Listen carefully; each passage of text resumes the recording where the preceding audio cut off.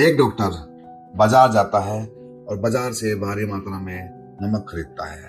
नमक खरीदकर जब वो अपने क्लिनिक की तरफ वापस आ रहा था तो रास्ते में उसे इत्तेफाक से एक मरा हुआ आवारा कुत्ता मिलता है। तो आते वक्त वो उस आवारा कुत्ते को भी अपने साथ ले आता है। अगली सुबह जब डॉक्टर क्लिनिक आता है तो डॉक्टर के क्लिनिक के पास में खाली प्लाट है। वहां पर वो उस आवारा कुत्ते को दफनाने की तैयारी करता है। वहां पर एक पहले से खोदा हुआ था गड्ढा, वहां पर वो उसको दफनाता है और बचा हुआ नमक उसके ऊपर डाल देता है। यह दृश्य आसपास के लोग भी देख रहे थे और वो डॉक्टर की तारीफ भी कर रहे थे, बोल रहे थे कितना अच्छा इंसान है, अगर ये चाहता तो इस कुत्ते को फेंक भी सकता था, मगर नहीं, यह इसको दफना रहा है। मगर यह कोई नहीं जानता था जहां पर कुत्ते को दफनाया गया है उसके जस्ट नीचे नर्स भानु की लाश को भी दफनाया गया है। आखिर ये नर्स भानु कौन है, उसकी लाश यहाँ पर कैसे आई, उसकी हत्या कैसे हुई, उसकी हत्या के पीछे की कहानी आज हम इस कहानी के माध्यम से आपको ये बताने की और जानने का प्रयास करेंगे कि नर्स भानु की हत्या के पीछे की कहानी क्या है और उसकी हत्या कैसे हुई और अदालत में जिसने ये हत्या की है उसको कानून ने क्या सजा दी है। नमस्कार दोस्तों, मैं हेमंत एक बार फिर से आ गया हूँ एक नई कहानी के साथ। ये कहानी है 20 फरवरी 2021 की ये बात है। एमपी का एक जिला है सतना और इसी शहर के धरावी में फैमिली डेंटल नाम से एक क्लिनिक है। डॉक्टर साहब के क्लिनिक पर 2 सिपाही आते हैं शाम के समय 6:30 बजे के आसपास और डॉक्टर साहब को बोलते हैं कि साहब ने आपको याद किया है तो आप चलो। तो डॉक्टर साहब जिनका नाम है आशुतोष त्रिपाठी, उम्र 30 से 32 साल, वो बड़े नॉर्मल वे में सिपाही से कहता है कि 1-2 पेशेंट और बचे हुए हैं, उनको देखकर मैं चलता हूँ आपके साथ। दोनों सिपाही कहते हैं हाँ ठीक है, हम वेट कर रहे हैं आपका। तो ऐसा नहीं है कि वो पहली बार ही कोतवाली जा रहा था, इससे पहले भी 2 से 3 बार सिपाही उसको लेकर जा चुके हैं, ये नॉर्मल ही था उसके लिए। तो वो वक्त आ गया, फिर सिपाही के साथ डॉक्टर साहब चले गए पुलिस थाने में।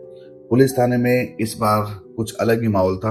वहां पर पहले से ही 5-6 लोगों को बिठा रखा था पुलिस वालों ने। डॉक्टर साहब थाने में पहुंचते हैं तो वहां पर जो 4 से 5 लोग पहले से बैठे हुए थे उसके पीछे डॉक्टर साहब को भी बैठने को बोला जाता है।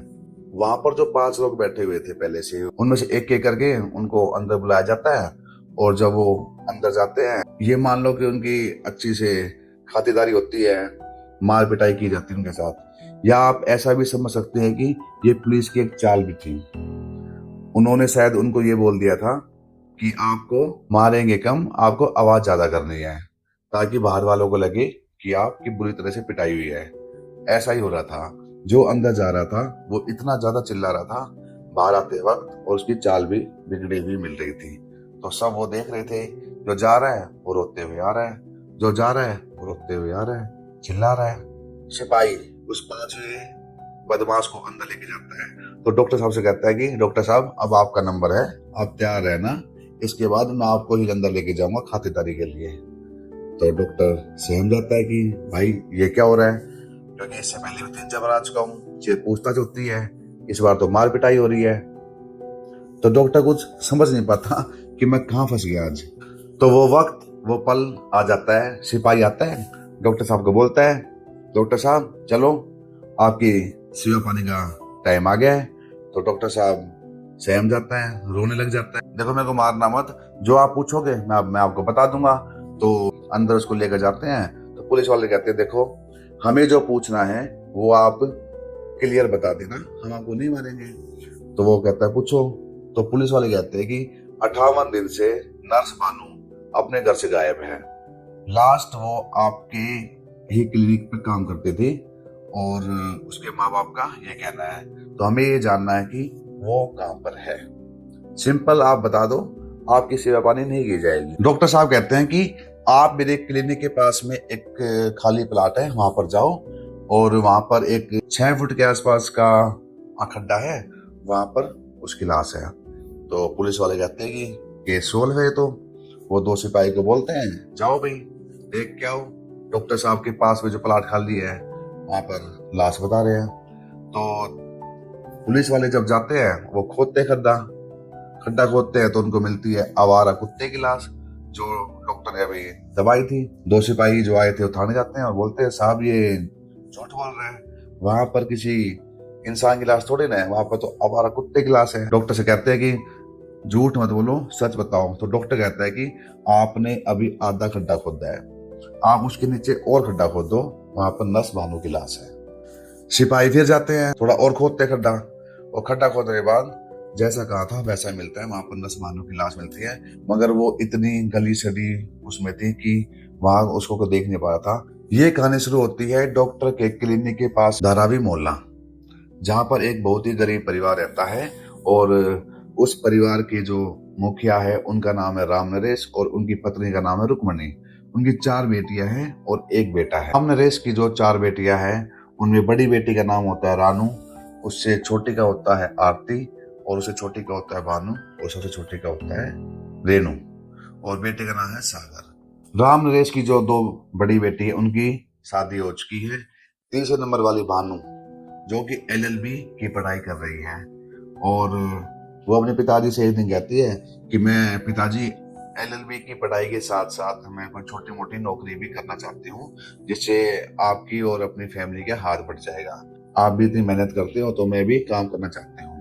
तो बेटी की ये बात सुनकर राम नरेश जी थोड़ा इमोशनल हो जाते हैं और कहते हैं कि बेटी ठीक है, आप पढ़ाई के साथ साथ कोई नौकरी भी कर लेना, मगर ऐसे कोई भी काम मत कर जिससे हम समाज में मुंह ना दिखा सके और हमारी इज्जत बर्बाद आ जाए। तो पिताजी की बात सुनकर भानु बहुत खुश होती है, तो वो अपनी पढ़ाई के साथ साथ नौकरी भी तलाश करना स्टार्ट कर देती है। ये बात है 2018 की। जब वो नौकरी तलाश कर रही थी तो उसे पता चलता है कि जहाँ पर उसकी फैमिली रहती है उसके जस्ट 2 या 3 किलोमीटर पर एक डेंटल क्लिनिक है और वहां पर एक हेल्पर की जरूरत है। भानु वहां पर जाती है और डॉक्टर आशुतोष त्रिपाठी जो वहाँ के डॉक्टर साहब है उनसे बोलती है कि यहाँ पर हेल्पर की जरूरत है। डॉक्टर साहब कहते हैं कि हाँ हेल्पर की जरूरत है। तो डॉक्टर को जो इंट्रो पूछना था, जो भी क्वेश्चन आंसर करने थे, वो उससे भानु से करता है और वो उसमें सिलेक्ट हो जाती है। डॉक्टर साहब भानु से कहते हैं कि आप कल से नौकरी पा सकते हैं और टाइमिंग रहेगी सुबह 10 बजे से शाम के 9 बजे तक, क्योंकि यही पेशेंट के आने जाने का टाइम होता है। इसमें डॉक्टर साहब ने कहा कि 2 घंटे का ब्रेक है, अगर आप चाहो तो आप का घर पास में है, वहां जाकर आप खाना खा कर आ सकते हो और चाहे तो आराम कर सकते हो। और डॉक्टर ने उसको ये भी बोला कि आप अपनी बुक भी यहाँ पर ला सकते हो, जब पेशेंट आए तो आप काम करो, अगर पेशेंट ना आए तब आप अपनी LLB की पढ़ाई यहाँ पर कर सकती हो, हमें कोई एतराज नहीं है। भानु ये बात अपने पिताजी से बताती है कि मेरी नौकरी लग गई है और यहाँ पर लगी है। तो उसके पिताजी बहुत खुश होते हैं, वो बोलते हैं कि इससे अच्छी क्या बात होगी कि अपने घर के पास में ही तुम्हारी जॉब लगी है, हमें कोई एतराज नहीं है, आप नौकरी कर सकते हैं। अब 2018 से 2020 का वर्ष आ जाता है। 2 साल उसको वहां पर नौकरी करते हुए हो गए थे। अब भानु के पिताजी उसके लिए एक अच्छा सा रिश्ता देख रहे थे।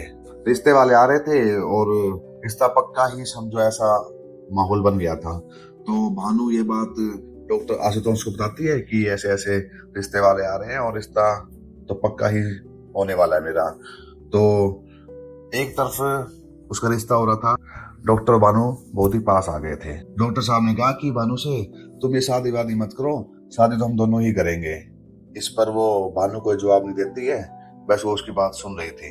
ये बात है मार्च 2020 की, जब लॉकडाउन स्टार्ट हो गया था। तो उस लॉकडाउन के दौरान पर क्लिनिक को भी बंद कर दिया गया था और ये क्लिनिक जुलाई तक बंद रहा था। 1 अगस्त को डॉक्टर खबर पहुंचाता है कि हम अगस्त में अपना क्लिनिक फिर से स्टार्ट कर रहे हैं और भानु को 1 तारीख से 1 अगस्त से भेज देना। अगस्त में क्लिनिक फिर से स्टार्ट हो गया था। तो अगस्त, सितंबर, अक्टूबर, नवंबर 4 महीने तक बिल्कुल ठीक चल रहा था। मगर बीच बीच में डॉक्टर और भानु की आपस में बहस भी होती थी और बहस इस बात पे होती थी कि डॉक्टर कहता था कि तुम शादी वहां मत करो, शादी हम दोनों ही करेंगे। मगर भानु कहती थी कि जहां मेरे पिताजी ने मेरा रिश्ता तय किया है मैं शादी वहां पर करूंगी। तो इस बात पर दोनों के लेकर आपस में कहासुनी होती रहती थी। इन दोनों की, डॉक्टर और नर्स भानु की दोस्ती प्यार में बदल चुकी थी। मगर भानु का कहना यह था कि मैं मेरे माता पिता के खिलाफ जाकर शादी नहीं कर सकती, तो मैं शादी वहीं पे करूंगी जहां मेरे पिताजी ने रिश्ता तय किया है। और डॉक्टर इस बात पर अड़ा हुआ था कि हम दोनों प्यार करते हैं तो शादी भी हम दोनों ही करेंगे, मैं तुमसे शादी करूंगा, तुम वहां पर रिश्ता तोड़ दो। मगर वो इस बात को मानने से उसने बिल्कुल मना कर दिया, बानू ने। ऐसे ही दोनों का चलता रहा। तो दिसंबर का महीना आ गया। 1 दिसंबर से लेके 14 दिसंबर तक दोनों में हर रोज कहासुनी, हर रोज झगड़े होते थे। तो वो 14 दिसंबर की रात आ गई, 14 दिसंबर 2020, जिस दिन ये हत्या हुई है। रात के 8 बजे भानु और डॉक्टर आशुतोष की फिर से इस बात पर बहस स्टार्ट हो गई कि शादी पर, कि वहां से रिश्ता तोड़ दो, हम शादी करेंगे। तो जब दोनों बहस हो गई तो भानु वहां से जाने लगी और उसने ये बोल दिया कि मैं आज के बाद यहाँ पर नहीं आऊंगी, मैं ये नौकरी छोड़ रही हूँ। तो डॉक्टर को बहुत गुस्सा आया। जब वो जाने लगी तो डॉक्टर ने पीछे से उसका दुपट्टा खींच लिया। दुपट्टा खींच लिया तो भानु नीचे गिर गई और उसको चोट लग गई। तो चोट इतनी ज्यादा नहीं, मगर चोट लग गई थी उसको। जब उठ कर दोबारा से जाने लग गई तो डॉक्टर ने उसका दुपट्टा इतनी जोर से दबाया, इतनी जोर से खींचा और उसको पूरा दम लगा खींचता रहा जब तक कि उसके प्राण न निकल गए। डॉक्टर ने जोश जोश में इतनी तेज उसका दुपट्टा खींच दिया जिससे गला दबने के कारण उसकी मौत हो गई। लाश नीचे गिर गई।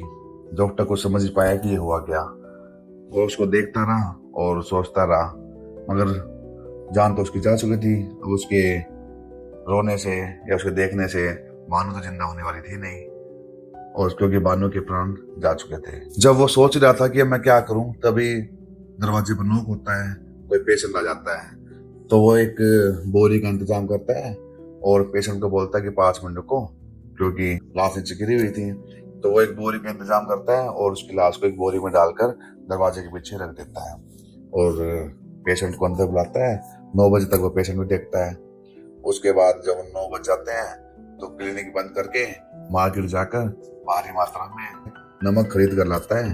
वो जब वापस आता है तो रास्ते में उसको वो एक आवारा कुत्ता मिल जाता है, उसको भी आते हुए वो अपने साथ ले आता है। नमक लाने के बाद अगले दिन वो सीधा जाता है जहां पर लेबर मिलते हैं। लेबर को लेकर अपने शॉप के पास आ जाता है। शॉप के पास जो एक खाली रास्ता था, गली थी, पलाट था, ठीक है, वहां पर वो उन लेबर से बोलता है कि यहाँ पर खोद दो गड्ढा। और उनको बोल कर आया था कि इसके नीचे सीवर है, तो मेरे को सीवर का पानी ऊपर आ जाता है तो उसको ठीक कराना है, सीवर लाइन को। आसपास के लोग भी आकर पूछते हैं, डॉक्टर साहब ये क्या करवा रहे हो? तो डॉक्टर साहब उनको भी ये बोलते हैं कि सीवर का पाइप लीक है तो मैं उसको ठीक करा रहा हूँ, बड़ी दिक्कत होती है मेरे को इससे। तो ये नॉर्मल था। बोलते हैं हाँ ठीक है, करवा लो। तो वो एक गहरा खड्डा खोद देते हैं लेबर। अब खड्डा खोदने के बाद, लेबर के जाने के बाद, डॉक्टर साहब रात को बोरी में जो भानु की लाश को अंदर छिपाया हुआ था, वो उस भानु की लाश को वहां पर डाल देता है और उसके ऊपर भारी मात्रा में नमक डाल देता है और खड्डे को दबा देता है। अब आती है नेक्स्ट सुबह मॉर्निंग में। जो कुत्ता वो रात को लाया था उसने उसको झाड़ियों से रखा था। सुबह आते ही वो झाड़ियों से कुत्ता ले आता है और जो भानु की लाश के ऊपर हल्की सी जगह बची हुई थी और वो दिख भी रहा था कि हाँ स्पेस है अभी, वहां पर उस आवारा कुत्ते को भी दफनाने की वो प्रक्रिया स्टार्ट करता है। लोग आते हैं, देखते हैं कि हाँ डॉक्टर साहब तो एक अच्छा ही काम कर रहे हैं, मरे हुए जानवर को दफना रहे हैं। तो वो लोगों के सामने दिखाने के लिए कि हाँ मैंने यहाँ पे कुत्ता दबाया है, पहले सीवर का काम किया था, और कुत्ते को दबा देता है और जो बचा हुआ था नमक वो उसमें डाल देता है। अब दूसरी तरफ 14 दिसंबर से रामकिशन की बेटी भानु घर पर नहीं आई है, तो उसके माँ बाप उसको ढूंढ रहे हैं। डॉक्टर साहब के पास आकर पूछ रहे हैं, डॉक्टर साहब बोल देते हैं मुझे नहीं पता वो कहाँ पर गई है। एक दिन भानु का मैसेज अपनी बहन के फोन पर आता है और उस मैसेज में लिखा होता है कि मेरी नौकरी इससे भी अच्छी लग गई है, तो मैंने डॉक्टर साहब से नौकरी छोड़ दी है और जहाँ पर मुझे नौकरी लगी है वहां पर रहना खाना पीना सब फ्री है, तो मैं अभी घर नहीं आ पाऊंगी, तो अब मेरी चिंता मत करना। मैसेज के आने के बाद उनके पिताजी को भी लगता है कि हाँ मेरी बेटी तो काबिल है, शायद उसकी अच्छी नौकरी लग गई है तो वो वहां पर चली गई है, तो वो चिंता करना छोड़ देते हैं। ऐसे वक्त बीत रहा था, मैसेज पे सिर्फ बात हो रही थी, तो उसके पिताजी एक दिन डॉक्टर साहब के पास जाते हैं और कहते हैं कि आप तो बता दो कि मेरी बेटी कहाँ नौकरी लगी है। वो ना तो घर आती है ना हमसे बात करती है। हमने बहुत बार फोन किया, बात करने के लिए ट्राई किया, मगर वो हमसे कोई बात करती नहीं है। तो डॉक्टर साहब कहते हैं कि नौकरी तो उसकी अच्छी लगी है, मगर ये नहीं पता कहाँ पर लगी है। डॉक्टर ये कहकर बात को टाल देते हैं। अब पिताजी परेशान, ना तो फोन पर बात हो पा रही है, सिर्फ मैसेज करती है। मैसेज आए भी काफी दिन हो गए थे, तो वो इस बात को लेकर बहुत परेशान थे। वो चले जाते पुलिस चौकी में अपनी बेटी की पूछताछ करने के लिए। जब उनके पिताजी पुलिस वाले के पास जाते हैं, तो पुलिस वाले तो इतने गंभीरता से बात लेते नहीं है। वो बोलते हैं कि हाँ ठीक है, मिल जाएगी, आ जाएगी, कहीं चली गई होगी। उनके ये जवाब रहते हैं। तो इस तरह से दिन बीतते बीतते कब 58 दिन बीत गए, ये पता ही नहीं चला। डॉक्टर साहब के पास तो एक ही जवाब था कि हाँ नौकरी लग गई, पर ये नहीं पता कहाँ लगी है। पुलिस वालों के पास भी यही जवाब था। पुलिस वालों ने एक दो बार डॉक्टर साहब से भी पूछताछ में डॉक्टर साहब यही बोलते थे कि मुझे नहीं पता, यहाँ से जाने के बाद मेरा कांटेक्ट नहीं है उसके साथ। अब 58 दिन बीत चुके थे। पुलिस ने भी केस को गंभीरता से नहीं लिया। डॉक्टर साहब बता नहीं रहे थे। उसके माँ बाप परेशान थे कि मेरी बेटी के साथ हुआ तो हुआ क्या है, कुछ तो उसके साथ गलत हुआ है। अब 58 दिन बीतने के बाद उसकी माँ ने सीएम पोर्टल में एप्लीकेशन लगा देती है और पुलिस वालों को बोला जाता है कि इस केस की अच्छे से जांच की जाए और हमें इसका रिजल्ट पोर्टल पे ही दिया जाए। सीएम कार्यालय से फोन आने के बाद पुलिस अपनी पूर्ण ईमानदारी से काम करती है, निष्पक्ष होकर, क्योंकि अब उन्हें जवाब देना है सीएम ऑफिस में। और जब पुलिस अपनी ईमानदारी से काम करती है तो पहले वो सबसे पहले उसकी सीटीआर बाहर निकालती है। सीटीआर क्या होती है कि लड़के का फोन जहां से वो मैसेज किए गए थे, जहां पर फोन ऑन हुआ था, उसकी लोकेशन, और जब ये लोकेशन निकल कर आती है तो जो भी उसने मैसेज किए, फोन ऑन हुआ, वो सारी लोकेशन उस डॉक्टर के आसपास की थी। जब उसकी लोकेशन निकल कर आती है तो डॉक्टर के साथ पूछताछ की जाती है और पूछताछ में यही निकलता है कि डॉक्टर ने उसकी हत्या कर दी है और उसको वहां पर दबा दिया था। ये केस ऐसे चलता है और 2023 में इसका कोर्ट से निर्णय आता है कि डॉक्टर आशुतोष त्रिपाठी को आजीवन कारावास दिया जाता है और इसको जेल में तब तक रखा जाएगा जब तक इसके प्राण न निकल जाए। डॉक्टर साहब ने अपने पक्ष में कोर्ट में कहा है कि इन्होंने मेरे को फंसाया है। ये पुलिस वाले मेरे क्लिनिक में आते थे, इन्होंने मुझसे दांत लगवाए और मुझसे अपना इलाज करवाया और ये मुझसे 6,000 रुपए की डिमांड करते थे। जब मैंने पैसे नहीं दिए तो इन्होंने मेरे को मारा पीटा और दबाव में ये मुझसे सब कुछ लिखवाया है। ये कहना था डॉक्टर साहब का अपने पक्ष में, अपने बचाव में, जो नहीं सुना गया। डॉक्टर साहब आज आजीवन कारावास में अपना समय बिता रहे हैं और जब तक उनके प्राण नहीं जाएंगे वो वहीं पर रहेंगे। और जब उनके माँ बाप को यह पता चला कि उनकी बेटी अब इस दुनिया में नहीं रही है तो उनके पैरों तले जमीन चली गई। एक बेटी जो वकील बनना चाहते थे, गरीबी के कारण उसने वो नौकरी की और डॉक्टर ने उसकी नौकरी का, उसकी गरीबी का जबर फायदा उठाया और वो आज हमारे बीच में नहीं है। तो ये थी आज की कहानी।